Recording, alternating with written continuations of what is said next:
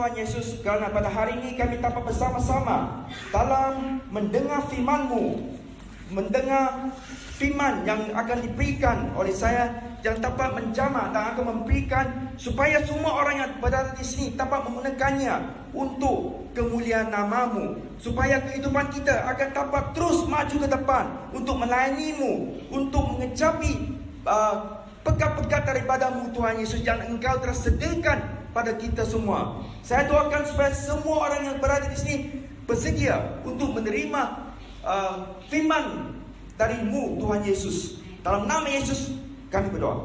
Amin. Okey, kita akan saya disuruh untuk membicarakan tentang kisah Elia. Okey, mari kita Alkitab kita ke 1 Raja-Raja pasal 17. Okey, hari ini saya akan memberikan 3 petua, iaitu 3 nugget kebenaran, iaitu 1, jangan meletak Tuhan dalam kotak, apa itu nanti saya akan teruskan. Dan kedua, mengutamakan Tuhan Yesus. Dan yang ketiga, taat kepada perintahnya. Nah, seperti yang saya kata tadi, semua kita pernah mengalami keputusasaan, mengalami kegagalan dalam kehidupan. Mungkin sekarang saudara-saudari sekarang menghadapi pengelutan, kesulitan kewangan, kesakitan, sakit penyakit mungkin. Hari ini kita akan melihat bagaimana Elia yang dapat menggunakan cara-cara tertentu, iaitu tersebut, untuk mengalahkan keputusasaan itu. Amin? Amin. Ya. Mari kita tengok ya. Okey. Nah, di sini kita akan tahu bahawa kita baca di sini Elia tiba-tiba muncul pada 1 Raja-Raja 17. Kita tidak tahu asal usulnya Elia ini, tapi kita tahu bahawa Nabi Elia ini adalah satu nabi yang paling dihormati dan disegani di sepanjang zaman kekristenan, Kerana Nabi Elia ini, okey, mari kita baca ya. Saya bacakan 1 Raja-Raja. Okey, 1 Raja-Raja pasal 17 Elia di tepi sungai Kerit. Lalu berkatalah Elia, iaitu orang apa? Orang Tisbi, dari Tisbi Gilead, kepada Ahab.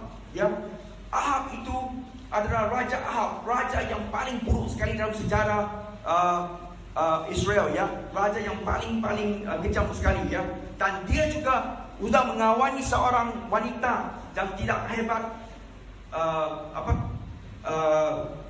turutnya itu, iaitu apa? Nanti saya teruskan, Kita mari baca dulu. Kemudian datanglah firman Tuhan kepadanya, ayat 2, Pergilah dari sini, berjalanlah ke timur dan bersembunyilah di tepi sungai Kerit, di sebelah timur sungai Yordan. Engkau dapat minum dari sungai itu dan burung pun. Oh ya, 1 Raja 17 Nah, kita akan tahu bahawa Elia seperti juga Tuhan Yesus, dia ada raise the dead, raise a person from the dead, Dia membangkitkan seorang mati. Nanti kita tahu bahawa di semasa seorang janda, dia memberikan mujizat yang pertama juga, seperti juga Tuhan Yesus yang lakukan, Makanya Elia itu boleh dikatakan sebagai seorang yang terdahulu yang menggunakan gambaran kepada Tuhan Yesus, kerana dia juga bukan saja membangkitkan orang mati, tetapi juga dia pernah memberikan mujizat makanan dan minuman. Mungkin saudara-saudari di sini tidak begitu buruk keadaannya, tetapi nanti kita baca bahawa yang janda itu, sehingga dia ada wang untuk memberi lagi, hanya tinggal sedikit minyak dan sedikit gandum, Dan Tuhan Elia menggunakan itu, dan dia tidak kehabisan minyak dan tidak kehabisan gandum, Kita akan lihat bahawa Tuhan itu memang betul-betul ajaib. Jika saudara-saudari sekarang berada dalam keadaan yang sukar, berada dalam keadaan yang begitu mendatangkan kehampaan, mendatangkan keputusasaan, jangan khawatir, Kerana Tuhan telah mempegang cara-cara tertentu. Jika kita sensitif kepadanya, jika kita peka kepadanya, kita akan tahu bahawa Tuhan Yesus mengasihi kita. Seperti lagu-lagu yang kita nyanyi tadi, ya. Yesus tahu, ya. Allah tahu, ya. Dia tahu kebutuhan kita. Dia tahu apa yang kita perlukan untuk hidup, ya. Okey. Mari kita masuk ya ke dalam ayat terus tu. Ini, okey. Siapa yang tidak mempunyai masalah? Hanya manusia yang telah mati. Manusia yang mati tidak tahu apa-apa. Tetapi selagi kita hidup, kita akan menghadapi masalah. Nah, di sini saya nak berikan 3 petunjuk ya. 3 konsep ataupun 3 prinsip dan dapat membantu kita menghadapi sebarang masalah yang berbangkit. Pertama, apakah pengajaran yang Tuhan dapat yang kita dapat pelajari dari sesuatu kejadian? Ya, mungkin yang siapa yang ambil ambil tulisan. Apakah pengajaran yang Tuhan mau sampaikan bagi kita? Kedua, apakah peranan yang mau Tuhan kita buat pada ketika ini? Dan ketiga, apakah Tuhan Yesus akan buat jika dia berada di kalangan kita? Ya, ketiga-tiga poin ini itu begitu penting sekali kerana ia akan dapat membantu kita untuk menghadapi dan melewati berbagai masalah yang berbangkit. Ya, okey. Siapa yang tidak pernah mengalami keputusasaan? Hari ini kita akan melihat bagaimana Elia menghadapi keputusasaan dan bagaimana dia mengatasinya. Hingga orang berkata Elia ini menghadapi penyakit kemurungan, ya, kemurungan. Makanya apakah ciri-ciri kemurungan? Ciri-ciri kemurungan ialah bahawa dia mau membunuh diri. Nanti kita akan tahu bahawa selepas kejayaan dia lari ketakutan daripada Jezebel kerana Jezebel mau membunuhnya. Kata Jezebel, inilah yang akan bunuh kamu seperti yang kamu telah lakukan kepada 450 Nabi Baal yang mereka sembah. Ya, pertarungan kebenaran itu berlaku juga di masa Kristus, Yesus Kristus. Pada Matius 4:4, kita akan menghadapi masalah yang sama. Setiap kali kita akan menghadapi masalah yang sama. Kita tidak bukan apa yang lain, ya. Selagi Tuhan Yesus datang kepada kita akan menghadapi ataupun kita akan melewati segala percubaan bagi kita. Okey. Nah, jangan meletak Tuhan dalam kotak. Mari kita baca di 1 Raja-Raja 19 5 hingga 7. Mari kita baca ya. 1 Raja-Raja 19 5 hingga 7. Mungkin saya boleh bacakannya. Sesudah itu dia berbaring dan tidur di bawah pohon ara itu.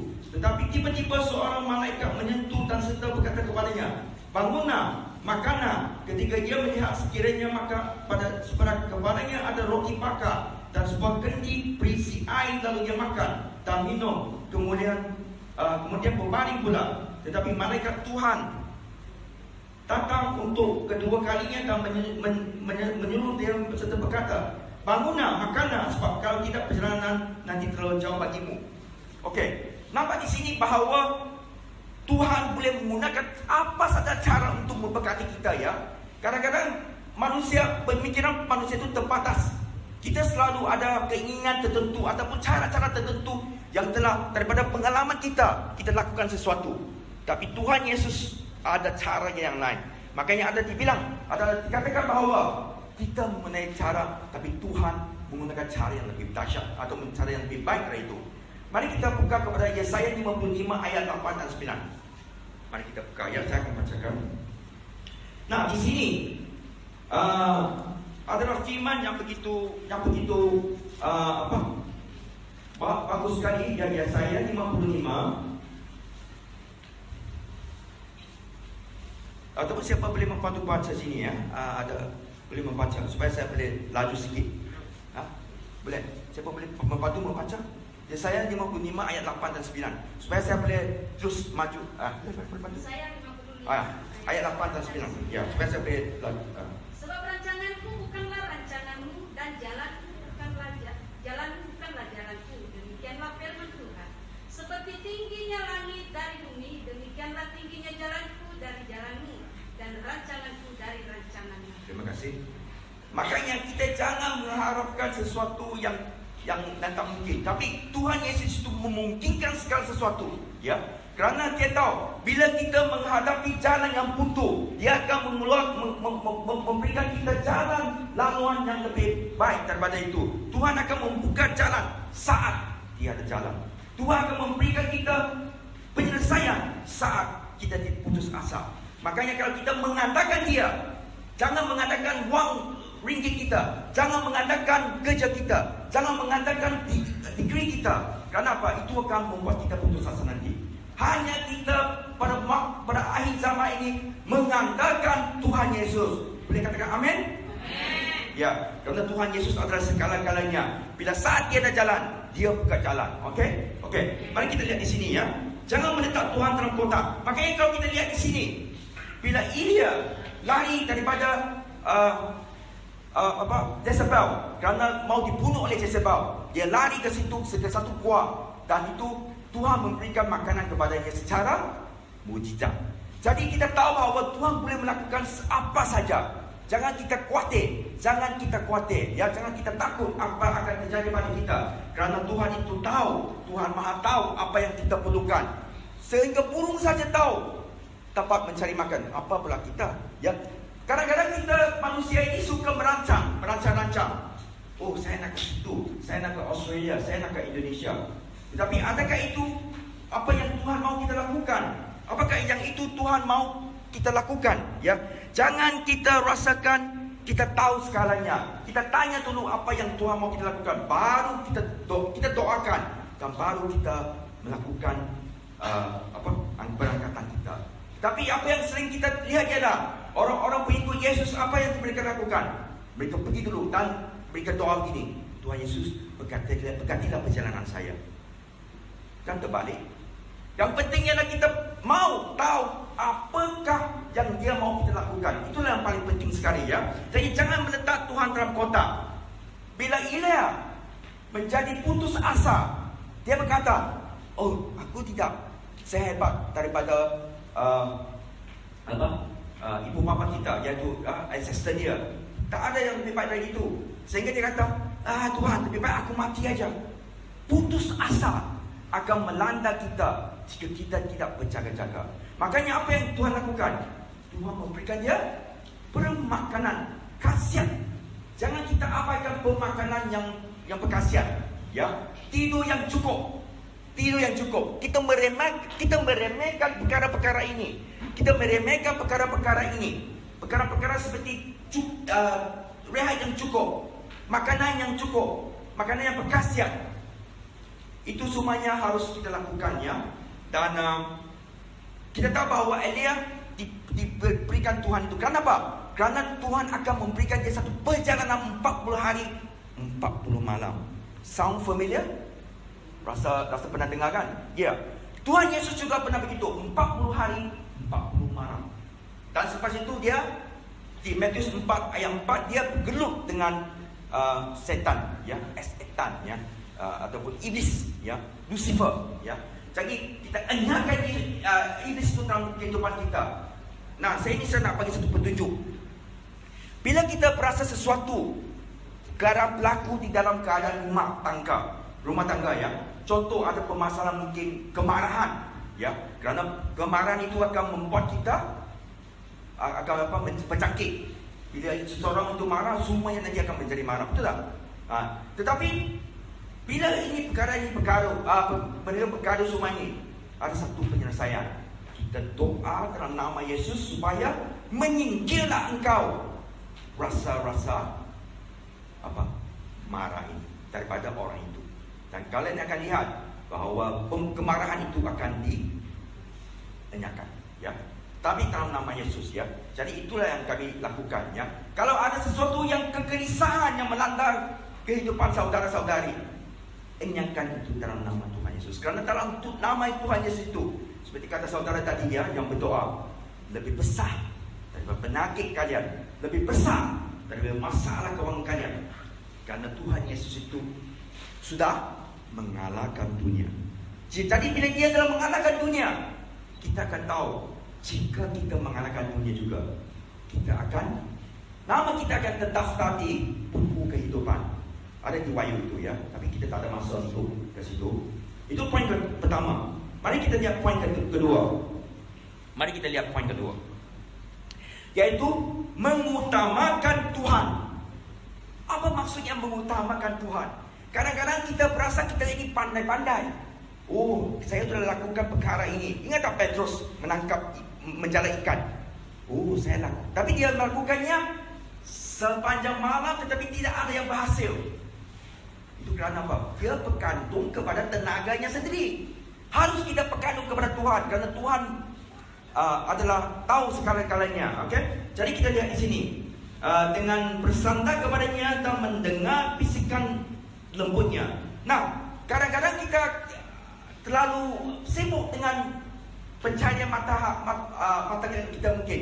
Mungkin kita sedang belajar, sedang bergumul dalam pencintaan. Ya. Okey, saya nak tanya satu soalan. Di sini siapakah yang masih belum mempunyai rumah tangga? Siapa yang ingin berumah tangga? Oh, okey. Jadi jangan khawatir, waktumu akan datang. Tiada yang lambat kepada kalian. Saya saja kahwin agak lambat ya dengan isteri saya yang dari Indonesia. Tetapi maksud saya ialah waktu Tuhan seperti yang tadi dianjurkan, waktu Tuhan beda dengan waktu kita. Kita selalu ingin cepatlah Tuhan, aku dah tua ini. Ataupun betul pula mak yang suruh kita, kapan lagi kamu nak berkahwin ya? Jadi jangan kita samakan waktu kita dengan waktu Tuhan, kerana waktu Tuhan itu berbeda. Dan waktu Tuhan adalah tidak pernah lambat. Seperti di sini, Elia apa yang terjadi? Dia berkata, aduh Tuhan, aku tak tahulah macam mana lakukan ini. Dia melarikan diri ke dalam gua. Dan Tuhan memberikan makanan kepada dia, yang seperti yang kita baca tadi, memberikan roti bakar. Jadi kadang-kadang kita putus asa kenapa? Mau apa? Wang. Memang wang tanpa kita memberi banyak benda seperti makanan dan keperluan-keperluan yang lain. Tetapi masalahnya ialah apa yang kita perlukan ialah apa? Makanan. Jadi kadang-kadang kita jangan berkata bahawa Tuhan tidak dapat membantu kita, kerana Tuhan boleh memberikan makanan kepada kita secara percuma. Orang boleh hantarkan makanan ya kepada kita. Sebagai contoh ya, pada hari itu saya pelayanan ke Indonesia masa itulah sebelum COVID ini ya. Kerana saya tahu COVID ini mendatangkan banyak masalah kepada kalian, bukan sahaja kalian, kepada hampir banyak orang yang terlibat, seperti hamba-hamba Tuhan juga di Indonesia ya, dan of course di Malaysia juga. Banyak yang wang mereka agak kurang kerana itu. Jadi apa yang kita harus lakukan? Kita harus jangan takut dulu supaya kita dapat berdoa ya. Kerana apa? Doa kita tidak pernah dijawab oleh Tuhan. Tuhan menjawab sekarang doa-doa kita. Hanya kita percaya tak bahawa Tuhan akan membantu kita. Sejauh manakah kita mempercayai bahawa Tuhan Yesus akan membantu kita? Sejauh manakah kita tahu bahawa Tuhan Yesus itu mengasihi kita sampai menghantar anaknya mati di atas salib. Dia adalah pencipta bumi dan langit. Apa yang kita tidak boleh lakukan? Mudah bagi Tuhan. Mudah bagi Tuhan untuk makanan. Mudah bagi Tuhan untuk apa yang kita perlukan. Tetapi yang harus kita tahu bahawa Dia mau membentuk karakter kita. Dia mau membentuk kepribadian kita supaya kita lebih sama dengan Dia. Ya, lebih sama dengan Dia. Makanya kalau kita lihat di sini, mengutamakan Tuhan. Dia mengutamakan Tuhan. Bagaimana? Nanti kita tahu bahawa dia apa saja dia melakukannya untuk kemuliaan Tuhan, ya, kemuliaan Tuhan. Makanya kita tahu bahawa Elia adalah satu-satunya nabi yang begitu begitu baik sekali ya, begitu dahsyat sekali. Dahsyat bukan di sini ya, dimaksud yang di Indonesia ya. Itu begitu baik sekali. Jadi kita lihat bahawa Elia dihantar pada waktu tertentu. Dan sekarang waktu COVID ini, Tuhan juga telah mengutus seseorang di dalam kehidupan kalian. Mungkin kalian expect ataupun kalian mungkin mengharapkan wang dari seseorang, mungkin kalian akan kecewa. Bukan itu cara Tuhan buat sesuatu, ya. Tuhan adalah melampaui ke batas kita cara dia membuat sesuatu. Kita tidak tahu apakah Tuhan akan lakukan. Tetapi yang kita tahu ialah by faith, ya, pengharapan, haraplah kepada dia. 1 Korintus 13:13. Kita tahu bahawa yang paling besar di antara ini adalah, di antaranya ialah pengharapan dan kasih, of course, ya. Pengharapan. Kita harap jangan harap kepada manusia, karena kita akan kecewa kalau kita mengharap kepada manusia. Sebab kepada orang yang sudah berkahwin, mempunyai anak-anak memberikan kehampaan kepada mereka. Betul tak? Mereka pun kenal juga, tapi saya bukan mensepelekan orang-orang kanak-kanak anak-anak itu. Karena apa yang saya katakan ialah kita jangan memperhalakan wang ringgit, jangan memperhalakan apa saja kecuali Tuhan. Amin. Ya, Tuhan tahu apa yang kita kendaki. Contoh, ya, saya dah berapa tahun, ya, hampir banyak lama melayani Tuhan, tapi sekarang melayani Tuhan secara generally by faith, dan Tuhan selalu mencukupkan, ya, dan sampai kita dapat memberkati orang lain. Harus diingat, kita diberkati untuk memberkati. Kita diberkati untuk memberkati.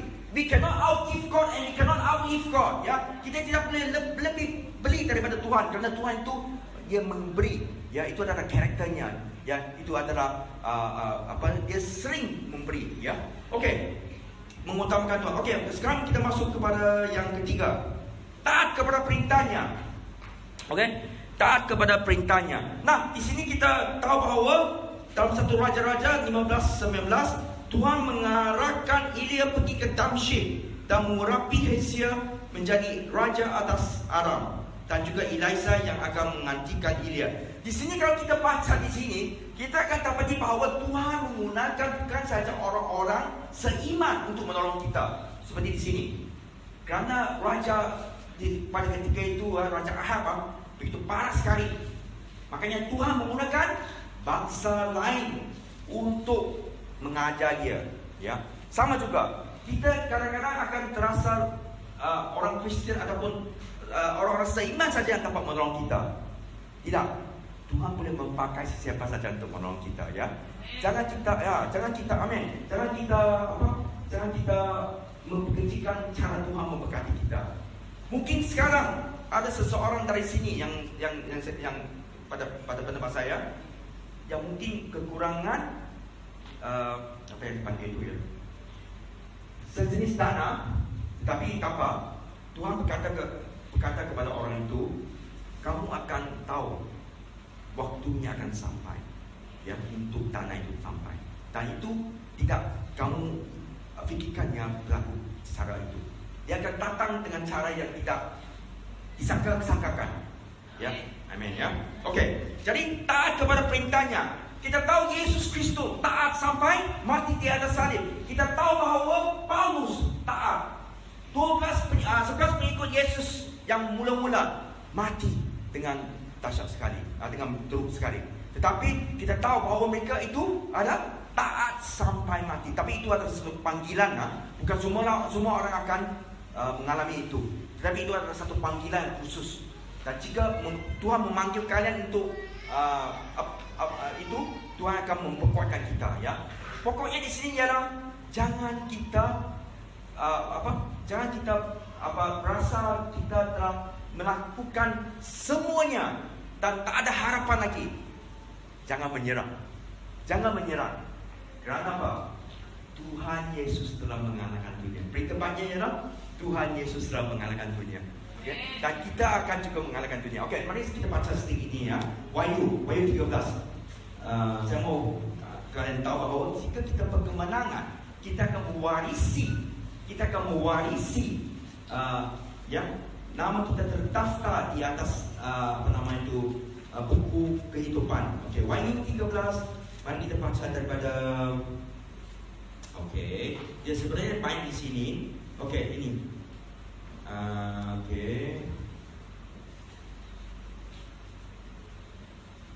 Okey, saya bacakan dari sini, ya. Maka memberikan kekuasaan kepada binatang, dan mereka menyembah binatang itu sambil berkata siapa yang sama seperti binatang dan kepada binatang, lalu ia membuka kat sini dan ia menyebabkan sehingga kepada semua. Okey, ini ya. Ayat 3, pasal 13 ayat ke 15. Dan kepadanya diberikan kuasa untuk memberi nyawa kepada paruh binatang itu, sehingga paruh binatang itu berbicara juga dan bertindak begitu rupa, sehingga semua orang yang tidak menyembah pada Tuhan itu dibunuh. Dan bukan sehingga kepada semua orang kecil dan besar, kaya dan miskin, merdeka atau hamba, diberi tanda pada tangan kanannya atau pada tahinya, dan tidak seorang pun yang dapat memberi, ya, atau menjual selain daripada mereka yang memakai tanda itu, iaitu nama binatang itu atau bilangan namanya, ya. Dan yang penting di sini ialah hikmat barang siapa yang bijaksana pada dia menghitung bilangan binatang itu. Kenapa bilangan itu adalah bilangan seorang manusia, dan bilangannya ialah 666. Nah, di sini saya nak terangkan sedikit apa yang saya maksudkan, yang saya bacakan di sini. Kita sebenarnya Cohen ini is a precursor of the New World Order. Maksudnya yang sekarang Cohen ini berlaku ini adalah apa? Adalah sesuatu yang melambangkan nanti akan terjadi pada tatanan dunia baru yang begitu dekat. Mari saya track bela, saya inikan sedikit. Kerana kita sudah akan terjadi pengangkatan bila-bila, ya. Kerana kita sudah di akhir zaman. Jangan kita percayakan kalau orang apa kata, oh Yesus di situ, Yesus di situ. Jangan. Kenapa? Tuhan Yesus akan datang kembali daripada langit. Jangan kita percaya bahawa Yesus ada di Australia. Jangan percaya kalau orang kata Yesus ada di India. Itu semua karun, ya. Makanya Tuhan mau saya pakai pada hari ini untuk menasihatkan semua supaya jangan kita tertipu. Jangan tertipu dengannya iblis ini. Kerana ada banyak akan datang atas nama Tuhan Yesus, akan datang atas nama prophet, the false prophet, ya, nabi palsu. Jangan, ya. Okey. Jadi bagaimanakah ia berkemenangan? Ini. Jangan kita mengambil tandanya itu. Jangan, ya.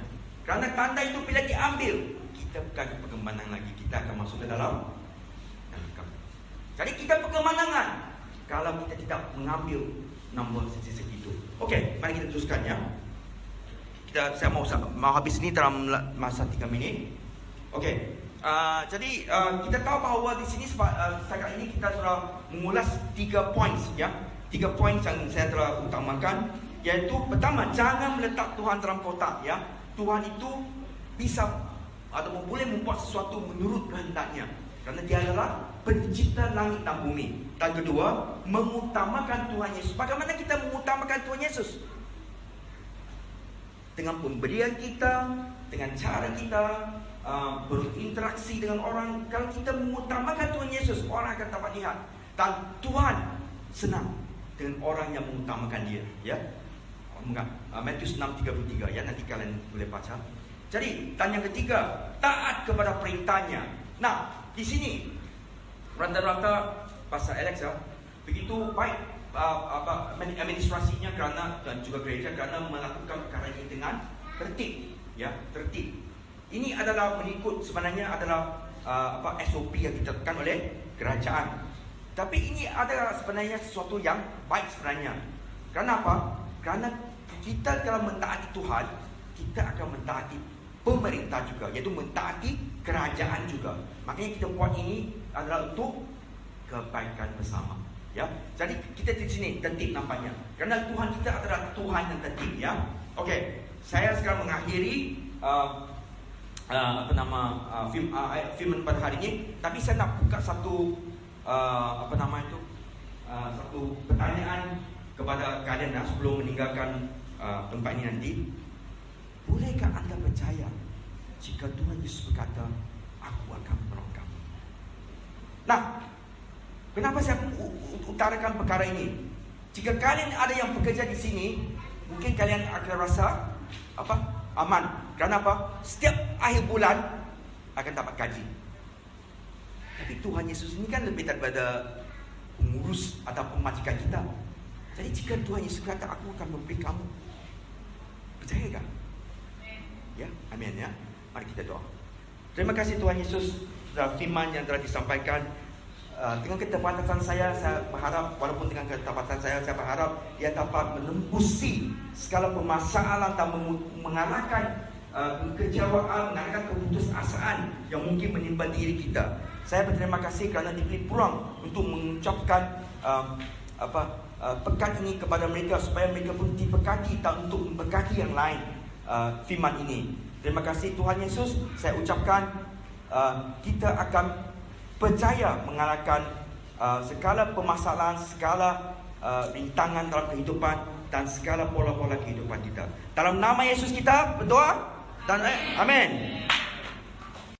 Terima kasih Tuhan Yesus, kerana pada hari ini kami dapat bersama-sama dalam mendengar firman-Mu, mendengar firman yang akan diberikan oleh saya, yang dapat menjamah dan akan memberikan supaya semua orang yang berada di sini dapat menggunakannya untuk kemuliaan nama-Mu, supaya kehidupan kita akan dapat terus maju ke depan untuk melayani-Mu, untuk mengecapi pekat-pekat daripada-Mu Tuhan Yesus yang Engkau telah sediakan pada kita semua. Saya doakan supaya semua orang yang berada di sini bersedia untuk menerima firman dari-Mu Tuhan Yesus. Dalam nama Yesus kami berdoa. Amin. Okey, kita akan saya disuruh untuk membicarakan tentang kisah Elia. Okey, mari kita Alkitab kita ke 1 Raja-Raja pasal 17. Okey, hari ini saya akan memberikan 3 petua, iaitu 3 nugget kebenaran, iaitu 1, jangan meletak Tuhan dalam kotak. Apa itu nanti saya akan teruskan. Dan kedua, mengutamakan Tuhan Yesus. Dan yang ketiga, taat kepada perintahnya. Nah, seperti yang saya kata tadi, semua kita pernah mengalami keputusasaan, mengalami kegagalan dalam kehidupan. Mungkin sekarang saudara-saudari sekarang menghadapi pengelutan, kesulitan kewangan, kesakitan, sakit penyakit mungkin. Hari ini kita akan melihat bagaimana Elia yang dapat menggunakan cara-cara tertentu, iaitu tersebut, untuk mengalahkan keputusasaan.